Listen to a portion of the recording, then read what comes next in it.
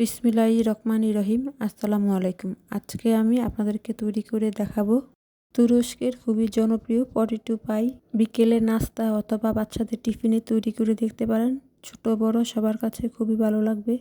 তো বেশি কথা না বলে চলুন শুরু করা যাক। পটেটো পাইটা তৈরি করার জন্য দিয়ে দিব একটা বাটির মধ্যে হাফ কাপ কুসুম গরম দুধ, 1.5 টেবিল চামচ চিনি, 1 চা চামচ ইস্ট দিয়ে খুব ভালো করে মিশিয়ে নিব। খুব ভালো করে মিশিয়ে নেওয়ার পর ঢাকনা দিয়ে ঢেকে রাখবো 10 মিনিটের মতো। 10 মিনিট পর ঢাকনা খুলে দিয়ে দিব 1/4 কাপ রান্না করার সয়াবিন তেল। দিয়ে দিব 2 টেবিল চামচ টক দই, 1 চা চামচ লবণ, একটা ডিমের সাদা অংশ। এবার খুব ভালো করে মিশিয়ে নিব। খুব ভালো করে মিশিয়ে নেওয়ার পর দিয়ে দিব 2 কাপের মতো ময়দা। এবার ময়দাটা দিয়ে দেওয়ার পর একটা চামচ দিয়ে মিশিয়ে নিব। এবার চামচটা সরিয়ে হাত দিয়ে খুব ভালো করে মথে একটা ডো তৈরি করে নিব। ডোটা তৈরি করার সময় শক্ত মনে হলে সামান্য পরিমাণে হালকা কুসুম গরম দুধ দিয়ে 4 থেকে 5 মিনিটের মতো মথে নিতে হবে। ডোটা এরকম হবে, খুব বেশি শক্তও না আবার খুব বেশি নরমও না। আমরা সাধারণত যে রুটি তৈরি করি সেরকম একটা ডো হবে। এবার সামান্য পরিমাণে তেল দিয়ে হাত দিয়ে খুব ভালো করে মিশিয়ে ঢাকনা দিয়ে ঢেকে রাখবো 1 ঘন্টার মতো।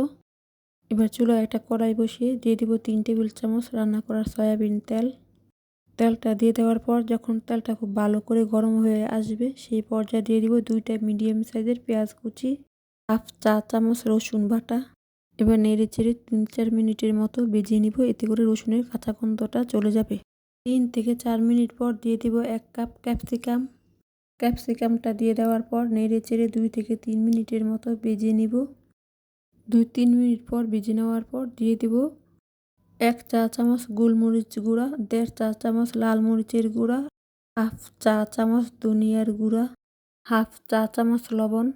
এবার খুব ভালো করে নেড়ে চেড়ে 2 থেকে 3 মিনিটের মতো মশলাটা ভেজে নিতে হবে।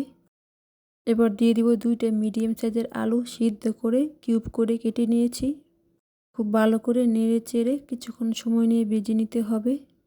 কিছুক্ষণ ভেজে নেওয়ার পর চামচের পিছন সাইড দিয়ে খুব ভালো করে চেপে চেপে আমি আলুটা ভেঙে নিব।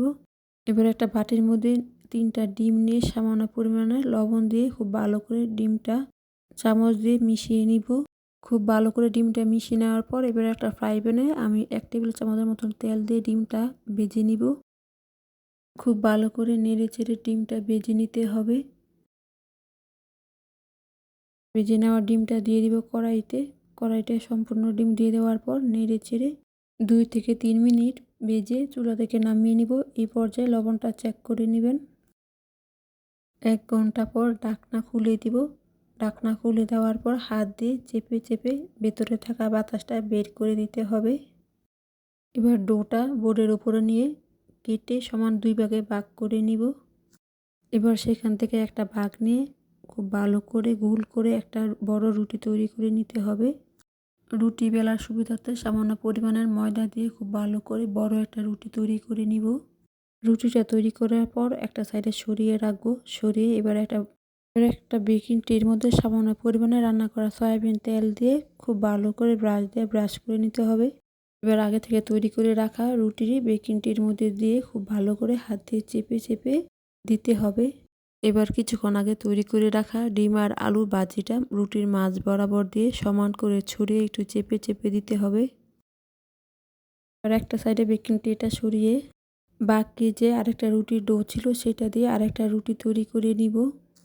রুটিটা তৈরি করে নেওয়ার পর ভিডিওতে দেখা অনুযায়ী আপনারা রুটিটা দিয়ে 2টা রুটি একসাথে খুব ভালো করে চেপে চেপে আঠার মতো 2টা রুটি একসাথে লাগিয়ে নিতে হবে। এবার একটা ডিজাইন তৈরি করে নিব। আপনারা ভিডিও দেখে ডিজাইনটা তৈরি করে নেবেন। ডিজাইনটা তৈরি করা খুবই সহজ। ডিজাইনটা তৈরি করার সময় হাতের মধ্যে অবশ্যই তেল দিয়ে তারপরে ডিজাইনটা তৈরি করে নিতে হবে।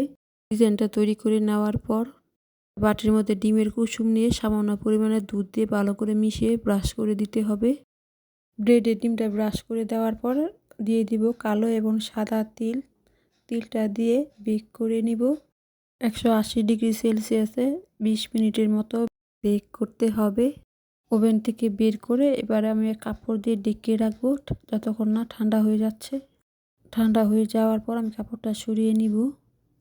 সাইড দিয়ে এরকম একটু হাত দিয়ে চেপে চেপে একটু আলগা করে দিচ্ছি, এতে করে খুব সহজেই বেকিং ট্রে থেকে ব্রেডটা উঠানো যাবে।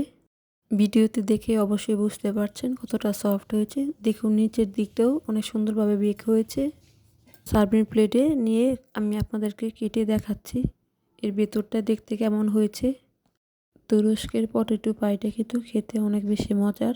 বিকেলে তৈরি করে দেখতে পারেন। আমার পটেটো পাইয়ের থেকে আপনাদের পটেটো পাইটা অনেক বেশি ভালো হবে।